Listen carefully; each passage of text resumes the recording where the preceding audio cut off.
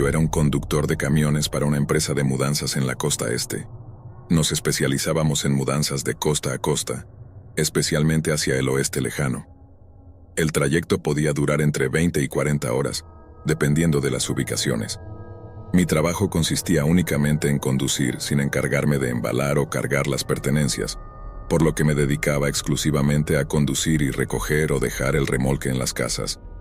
Llevaba trabajando con esta empresa durante casi 4 años en ese momento. Este trabajo era como cualquier otro. Llegaba a la dirección de recogida y cargaba el remolque con las pertenencias de los clientes. En total, este viaje duraba 30 horas, durante las cuales hacía 2 o 3 paradas cortas para descansar. Los estados más difíciles de atravesar eran los del medio oeste, específicamente Iowa y Nebraska. No hay absolutamente nada allí, solo carreteras desoladas rodeadas de interminables campos de hierba. Esto hacía que el viaje fuera muy aburrido, y por lo tanto, cansado. A medida que cruzaba la frontera de Iowa hacia Nebraska, el sol acababa de ponerse, y habían pasado unas 20 horas en la carretera. Ya había hecho una breve pausa un par de estados atrás, pero estaba casi listo para otra. Mis ojos estaban pesados y podía sentir el cansancio acercándose, pero unos cuantos kilómetros más adelante, vi algo en el costado de la carretera. Un automóvil estaba detenido a un lado de mi carril con las luces encendidas. Era una carretera estrecha, así que reduje la velocidad para pasar con cuidado. Mientras lo hacía, noté que el escape estaba humeando, lo que significaba que el auto seguía en marcha. También vi a un hombre apoyado en la puerta del conductor, mirándome directamente. Pasé junto a él y le hice un gesto con la cabeza, pero mientras me alejaba por la carretera, lo vi volver a entrar en el auto. Era muy extraño ver a alguien sentado al costado de una carretera vacía con un auto que seguía en marcha. No parecía estar en ningún tipo de problema, más bien parecía estar esperando.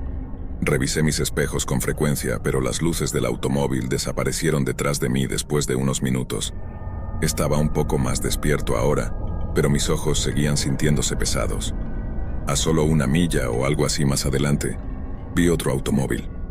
Este estaba atravesado en medio de la carretera y, a medida que me acercaba, vi otro vehículo a un lado. Era un gran camión de carga. No estaba seguro de la situación exacta, pero ver eso me generó una sensación de malestar. Frené suavemente, pero el automóvil se mantuvo en medio de la carretera, así que me vi obligado a detenerme por completo.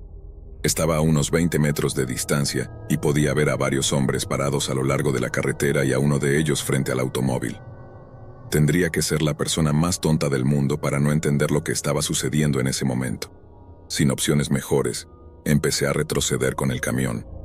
Los hombres se quedaron donde estaban con una confianza aterradora. Entonces una luz brilló detrás de mí y un automóvil se acercó bloqueando el camino de regreso.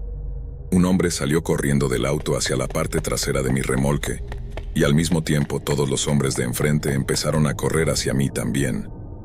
En ese instante, mi mente se quedó en blanco y la adrenalina se apoderó de mí. Pisé el acelerador a fondo mientras escuchaba un golpe en la parte trasera del remolque y las puertas se abrían de par en par.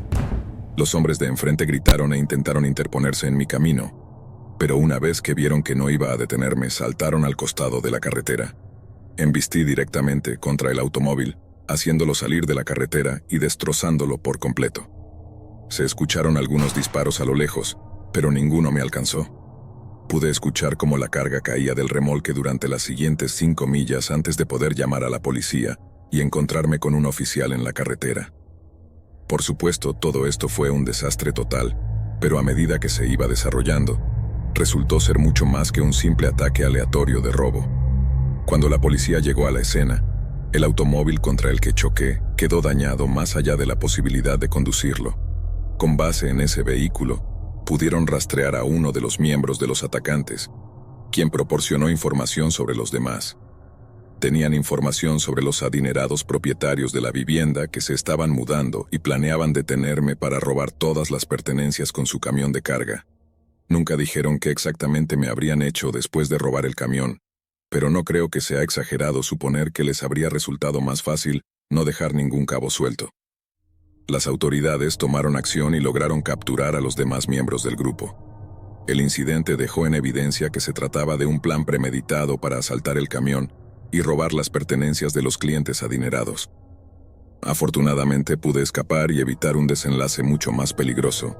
Este incidente me hizo darme cuenta de los riesgos involucrados en mi trabajo y me recordó la importancia de estar alerta y tomar precauciones adicionales en situaciones potencialmente peligrosas. Desde ese día, me comprometí a estar más atento a mi entorno y a comunicarme con la empresa y las autoridades si notaba algo sospechoso durante mis viajes.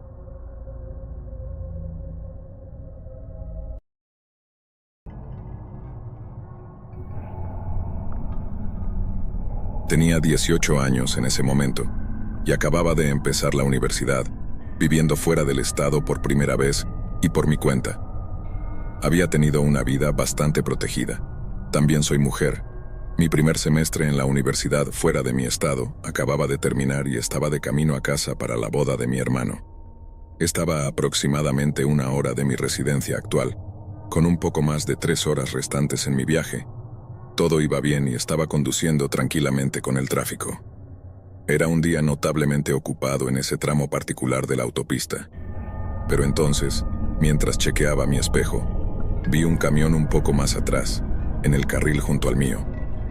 Podía ver sus luces en el espejo del lado del pasajero. Levanté la vista porque, aunque era pleno mediodía y muy soleado, este tipo estaba haciendo destellos con sus luces. Intenté ignorarlo y asumí que simplemente quería cambiarse de carril, así que traté de moverme. Pero él se quedó detrás de mí todo el tiempo sin permitir que otros autos se interpusieran entre nosotros. Seguía haciendo destellos con sus luces y lo miré. Él saludó y tocó la bocina. Esto era una señal de alarma, pero lo interpreté de manera equivocada. Pensé, oh, tal vez está indicándome que me detenga. Espero que no haya nada mal con mi auto. La única razón por la que pensé esto fue porque la semana anterior, antes de irme, había tenido un agujero en una llanta y lo había reparado. Estaba preocupada de que la reparación se hubiera desprendido y que mi llanta se estuviera desinflando mientras viajaba a 60 millas por hora. Estaba en pánico por mi auto y planeaba salir en la próxima salida. Afortunadamente apareció rápidamente y había una gasolinera con algunos clientes visibles desde la rampa de salida. Me dirigí allí y me detuve en una bomba de gasolina. Curiosamente, el camionero me siguió fuera de la autopista y entró al mismo estacionamiento, pero se estacionó en una zona designada para camiones. Me bajé justo antes de que él estacionara y di una vuelta rápida alrededor de mi auto para inspeccionarlo. Vi que él comenzaba a bajar de su camión y decidí comprar gasolina, aunque ya había llenado el tanque antes de partir. Mientras deslizaba mi tarjeta para pagar la gasolina, el camionero había llegado a mi auto. Afortunadamente para mí, ya que estaba bastante asustada porque me había seguido fuera de la salida, tenía mi teléfono en la mano con 911 ya marcado, así que solo tendría que presionar el botón de llamada. Dejé la puerta del conductor abierta y me quedé entre ella y la manguera de gasolina. Estaba parada a unos metros del extremo trasero de mi auto, con el espacio separándonos. Lo primero que este tipo me dice es, bueno, no eres una muñequita bonita. En mi cabeza estoy gritando ahora, imaginando todas las posibles formas de escapar en caso de emergencia. Él parecía tener entre 30 y 40 años y alrededor de 170 libras, mientras que yo pesaba solo 125 libras sin mucho músculo ni grasa en ningún lugar de mi cuerpo. No hubiera podido defenderme mucho. De todos modos le digo, gracias. Él se ofrece a pagar mi gasolina y yo rechacé, diciendo que mis padres me dieron dinero. En realidad estaba preocupada de que él esperara algo a cambio si hubiera aceptado su oferta. Me hizo preguntas como de dónde soy y hacia dónde voy.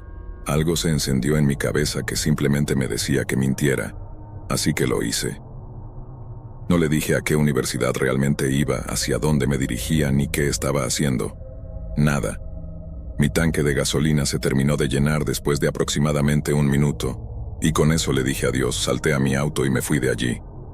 Lo observé de reojo mientras me alejaba, asegurándome de que no me siguiera más tiempo, y no lo hizo. Nunca lo volví a ver.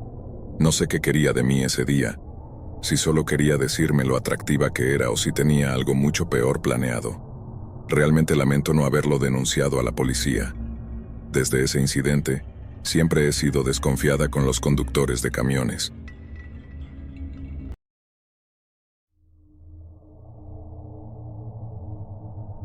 Empecé a trabajar a los 16 años en mi pueblo. en las afueras de una gran ciudad. Al principio me asignaron para ayudar al chef en la cocina y limpiar el lugar y demás. 2 meses después, mi jefe me dijo que en los días libres del repartidor principal haría las entregas yo, y yo dije que sí, por supuesto. Luego de repente el repartidor renunció. Cuando regresó de entregar una pizza en una casa, se veía traumatizado y afectado, como si algo le hubiera pasado en su rostro y en sus ojos. Entró a la oficina de mi jefe y discutieron durante unos 15 minutos. Luego salió y me dijo, «Buena suerte, chico», y me informó que había renunciado. Le pregunté por qué y él respondió simplemente, «Es un trabajo de mierda, eso es todo». Luego me dio una palmada en la espalda y se fue. Sabía que había algo más que solo un trabajo de mierda, pero no le di mucha importancia. Esa fue la última vez que lo vi, así que durante las próximas semanas fui al repartidor hasta que pudieran encontrar a alguien que pudiera entregar pizzas. Unas 2 semanas después de comenzar a repartir pizzas, mi jefe me dio la dirección de una casa y, como de costumbre, la ingresé en el GPS y me fui, observando la puesta de sol mientras conducía hacia allá. Esperaba que no me llevara más de 2 minutos para poder regresar a casa. Desafortunadamente estaba en la zona rural de la ciudad, donde las casas estaban separadas por unos cientos de metros. Me detuve frente a una casa de 2 pisos y la miré. Sentí una sensación espeluznante al observar su césped sin cortar, con malezas y árboles muertos, y el antiguo porche sin sillas de leche, macetas ni mesas, simplemente vacío. Parecía abandonada, pero de todos modos salí del auto y toqué la puerta. Esperaba que mi jefe me hubiera dado la dirección incorrecta o algo así para poder salir de allí lo más rápido posible. Entonces la cerradura de la puerta comenzó a temblar y se abrió. Era una anciana, al menos de unos 70 años o algo así, con el pelo blanco, faltándole dientes y muy delgada. Era muy baja, pero sus ojos me miraban fijamente. Realmente me asustó. Pensé que si era amable las cosas saldrían bien. «Pizza de pepperoni, señora», dije lo más amistosamente posible. «Sí», respondió con voz ronca como si tuviera dolor de garganta. «Muy bien, aquí la tiene». Le entregué la pizza, pero ella simplemente la miró sin mostrar ninguna emoción y no la tomó. Mientras ella buscaba en su bolso, me preguntó si había venido con alguien más. Me quedé paralizado y luego la miré rápidamente. Todavía me miraba fijamente. Esa pregunta realmente me asustó. No, respondí. «¿Dónde está el otro? Se fue corriendo la última vez que vino», dijo. Me parecía extraño. Renunció hace varias semanas, le dije. Luego ella sacó su bolso y comenzó a buscar dinero, al menos eso pensé. Pero pasó aproximadamente 1 minuto, el minuto más largo de mi vida, y con las manos en su bolso se detuvo y me miró. No fue una mirada de sorpresa ni confusión, sino como si estuviera pensando intensamente en algo. Pude notar que sostenía algo en su mano derecha dentro del bolso, pero no pude ver qué era. Realmente empecé a entrar en pánico en este punto. ¿Y si era gas pimienta o un cuchillo? O incluso una pistola. Quiero decir, ¿por qué le llevaría tanto tiempo sacar $10 de su bolso? Luego detrás de ella vi una sombra, la silueta de un hombre que se acercaba a la puerta. De repente escuché pasos pisando las hojas a mi lado izquierdo, cerca del porche, y una voz profunda de hombre diciendo, «Oye».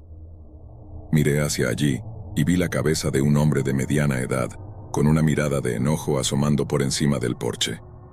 Este hombre había comenzado a subir por el porche y fue entonces cuando me di cuenta de que ya había tenido suficiente.